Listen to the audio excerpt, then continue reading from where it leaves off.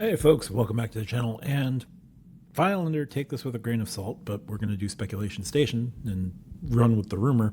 But rumor is spreading on Reddit about annual fee changes coming to the Ritz-Carlton card, and I could have called that from a mile away. I think I did. Wait, I have. Someone posted in the credit card subreddit that the Chase Ritz-Carlton card is going to have its annual fee raised in October, and they contacted a Chase rep to move up their Marriott card from whatever Marriott card they have to the Ritz-Carlton. So they were told that the annual fee would be raising in October, and the annual fee would be raising to $695. Now, $695 is the same annual fee as the United Club card and the United Presidential Plus card, so that makes a exact amount of sense that the card would have its annual fee raised. Now, to those of you who watch my channel who still have the United Presidential Plus card, did it get the same benefits as the Club Infinite card did? If it did, then the $695 annual fee raise makes a lot of sense. And I'm asking about that card specifically because that's the closest analog I would have to the Ritz-Carlton.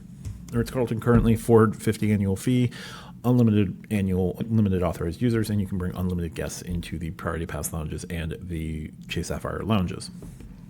I don't think that's going to be the case going forward. It wouldn't surprise me to see them lock down the number of authorized users or throw a additional annual fee onto the authorized users. Gee, something, I don't know, $195 a pop would make a lot of sense. Or they could go the usury fee route of Capital One, but I don't think they're going to do that. They'll just throw a authorized user fee on that card.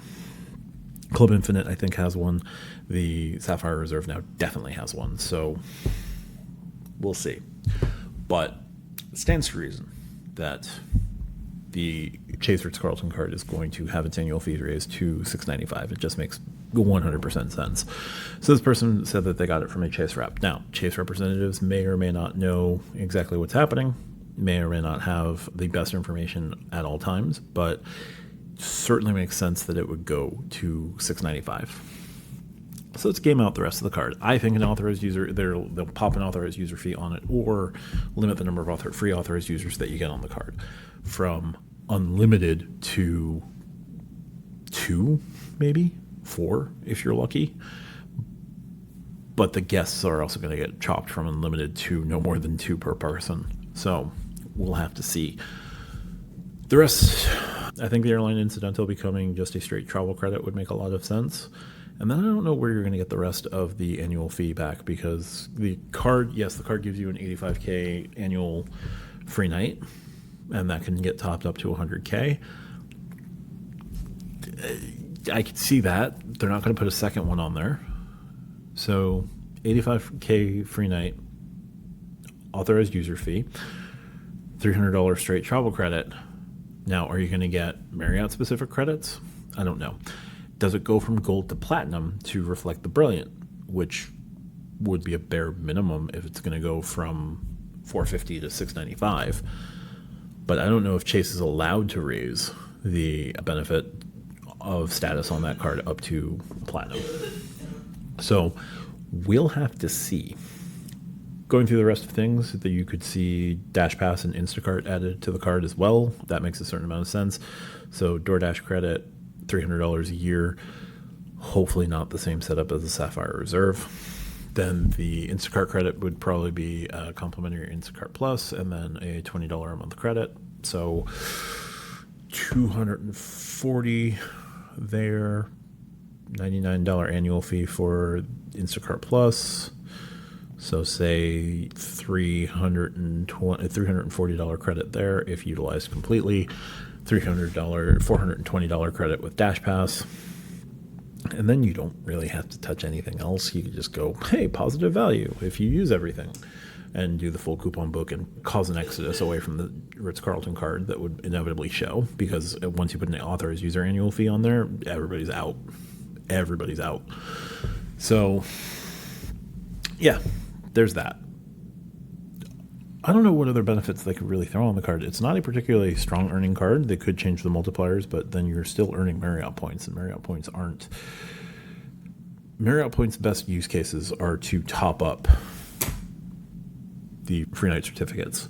in 15,000 point increments. The other use case I could see is transferring out to their airline partners at 3-to-1 and 3-to-2 rates. So those could work. But like, what else do you do with Marriott points? I struggle with my Marriott points. Like, I don't know what else to do with them. Yeah, you could book Marriott's, sure, but your cent per point is down to about, actually, the recent studies have shown it going up to about 0.77 cents per point. So not quite 0.8, a little bit better than 0.7 that you were getting previously. But do you really want to do that with Bonvoy points? I don't know. So I don't know that we're going to see the earnings changed.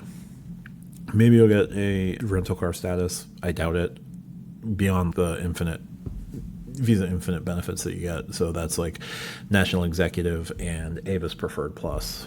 So maybe, I doubt it. But then what else are you getting with a Chase Ritz-Carlton card that gets updated to $695?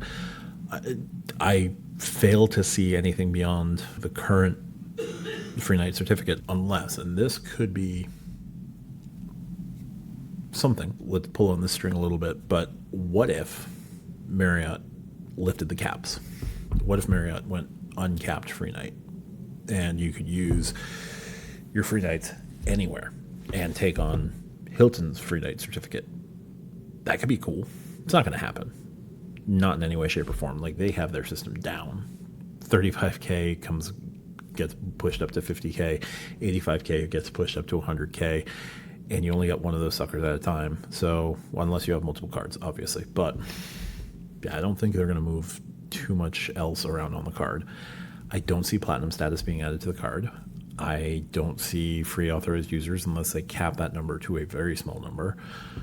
I don't see authorized users potentially getting lounge access unless, you're paying the authorized user fee. So yeah, this card is weird.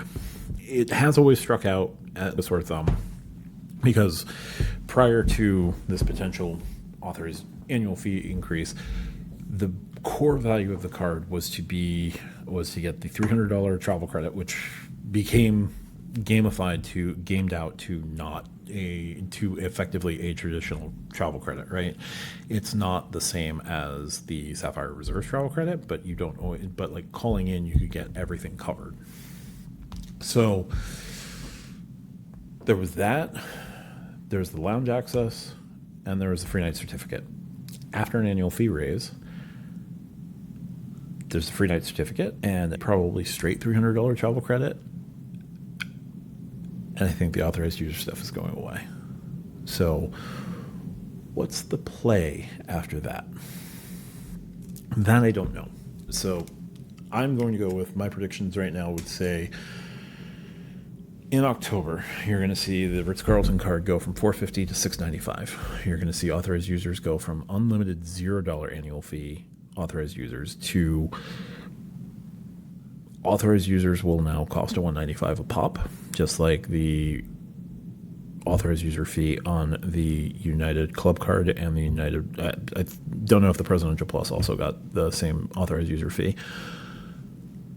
And you're going to see the straight $300 travel credit, and then I don't know.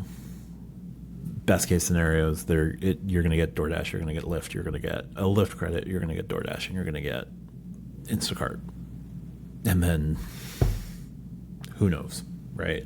They could throw even more coupons on there, StubHub credit or an Apple credit of some sort, but they can't make the Apple credit better than the Apple credit on the Sapphire Reserve. Yeah, I think it's just going to be a pure money grab from Chase and another way to thin out the lounges because the Ritz-Carlton card is probably the biggest culprit of filling the lounge with guests. Anything worth doing is worth overdoing until the banks change the rules, and I think Chase is going to be changing the rules. That might also play into the whole, there's a trademark floating around for the Chase Sapphire Reserve Lounge Network and Chase Sapphire Reserve Lounges. We might see more changes to the lounges as well. But we'll see what happens. Anyway, that's going to do it for this one. If you like what I do, hit the subscribe button down below. Check out the channel membership if you really want to support me here on YouTube. Check out my pinned comment for other ways to support me outside of YouTube. And check out the Stack Your Points podcast. We record on Monday nights. We release the show on Wednesdays and Fridays here on YouTube. We do a live on YouTube on Thursday nights. Join us for that. But thanks so much for your time. 2 videos are going to pop up here. Check those out. Talk to you soon. Could have been anywhere else, but you chose to stick around with me, so I appreciate it. Bye for now.